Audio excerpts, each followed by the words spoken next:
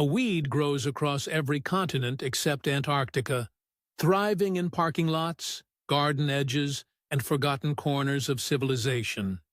German researchers discovered this plant contains more iron per 100 grams than spinach, 14.3 milligrams compared to spinach's 2.7. The same study revealed fiber content exceeding most cultivated greens, alongside significant levels of flavonoids and phenolic compounds with documented antioxidant properties. Yet this nutritional powerhouse is sprayed with herbicides, pulled from gardens, and classified as invasive. We pay premium prices for greens shipped across continents, while this superior alternative grows freely outside our doors. The industrial food system has trained us to ignore abundance. For centuries, European peasants, monks, and herbalists recognized this plant's value. They harvested young leaves in early spring, when vitamin deficiency threatened survival. The timing was not coincidence. This plant emerges when the soil is still cold, when nothing else offers fresh nutrition. It thrives in February and March, breaking through snow, providing green nourishment when gardens lie dormant. The name reveals everything. Purple dead-nettle, Lamium purpureum. If you enjoy learning about plants that challenge everything supermarkets taught us, subscribe to this channel. Medieval European texts from the 1500s document purple dead-nettle as a common pot herb. Spring greens were not luxury. They were medicine against scurvy, weakness, and winter's toll. Monastery gardens cultivated this plant alongside more prestigious vegetables. Monks understood a principle modern agriculture forgot. The earliest spring greens carry the highest nutrient density. Plants that survive freezing temperatures concentrate sugars, minerals, and protective compounds. Purple dead-nettle produces these compounds to protect delicate tissues from frost damage. When humans consume these leaves, we inherit that chemical arsenal. The iron content alone tells the story of evolutionary adaptation. This plant pulls minerals from soil most crops cannot access. Its roots penetrate compacted earth, breaking through clay and gravel. The result is a leaf structure packed with bioavailable nutrients. Modern spinach, bred for water content and shelf life, cannot compete. We traded mineral density for convenient packaging. History shows what we lost in that transaction. A 2019 study published in the Journal of Food Composition and Analysis examined wild edible greens across Europe. Purple dead-nettle ranked among the top 5 for total phenolic content, compounds linked to reduced inflammation and cellular protection. The fiber profile revealed both soluble and insoluble types, critical for digestive health and blood sugar regulation. Iron content measured at 14.3 mon per 100 gram of fresh leaves. For comparison, cultivated spinach averages 2.7 milligrams per 100 gram. The difference is not subtle. It represents a 5-fold nutritional advantage. Vitamin C levels reach 80–120 mg per 100 gram in early spring harvests. That exceeds oranges, which contain approximately 53 mg per 100 gram. The plant also provides calcium, potassium, and magnesium in significant concentrations. These are not marginal improvements over cultivated greens. These are categorical nutritional advantages. Yet this plant grows freely, requires zero irrigation, tolerates neglect, and multiplies without human intervention. The industrial food system cannot monetize abundance. That is why abundance disappears. Purple dead-nettle cannot be harvested mechanically. The leaves are delicate, the stems fragile, the growth pattern irregular. Industrial agriculture demands crops that survive rough handling, long transport, and weeks in refrigerated storage. This plant wilts within hours of harvest.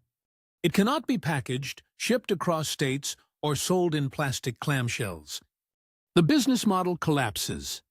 So the plant was reclassified from food to weed. Herbicide companies profited from this transformation. Homeowners were taught that a diverse lawn is a failure. Gardens were supposed to be sterile, controlled monoculture systems. Any plant that arrived uninvited was the enemy.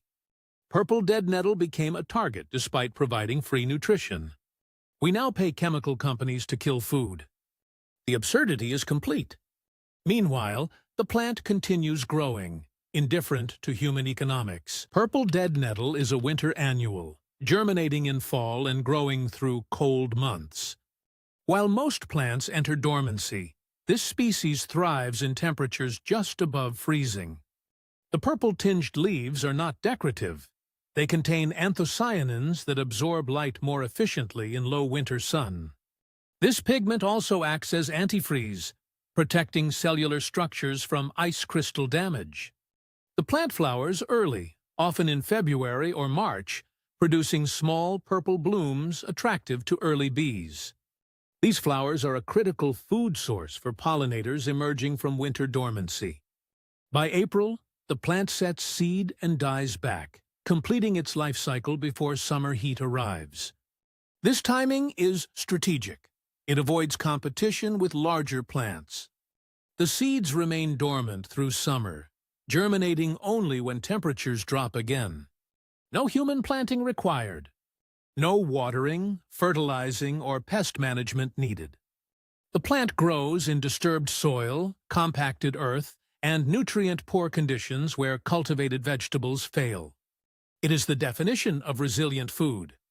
Yet we ignore it. In 16th century England, herbalist John Gerard documented purple dead nettle as a common salad green. Young leaves were eaten raw or lightly cooked, often combined with other wild greens. The flavor profile was described as mild, slightly earthy, with a subtle sweetness. German peasants prepared the leaves similarly to spinach, wilted with garlic or mixed into soups. Italian culinary records from the 1600s mention Lamium species in spring vegetable medleys. The plant was not exotic. It was ordinary, accessible, free. Cookbooks from that era assumed readers knew how to identify and harvest common wild greens. That knowledge was basic survival literacy. By the 1900s, industrialization shifted food production to centralized farms. Wild foraging became associated with poverty rather than wisdom. Supermarkets offered convenience, and society accepted the trade. We surrendered food sovereignty for plastic-wrapped lettuce. The purple dead nettle still grows outside those supermarkets. It remembers what we forgot.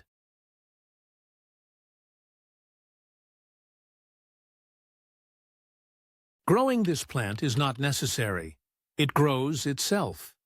The rebellion is simply allowing it to exist. Letting purple dead nettle spread in garden corners, along fences, under trees. Harvesting young leaves in early spring before chemical sprays arrive. Recognizing that a diverse yard is not chaos, it is ecological wealth.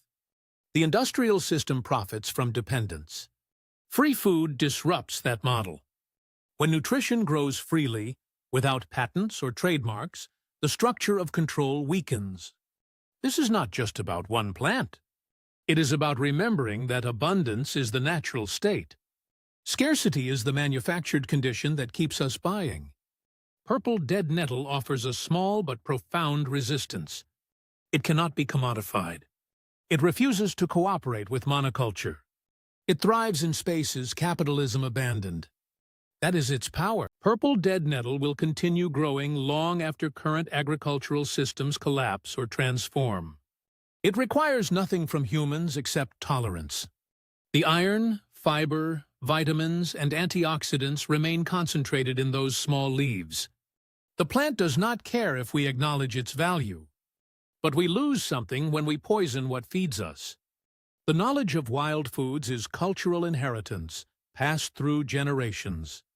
When that knowledge dies, we become entirely dependent on industrial supply chains.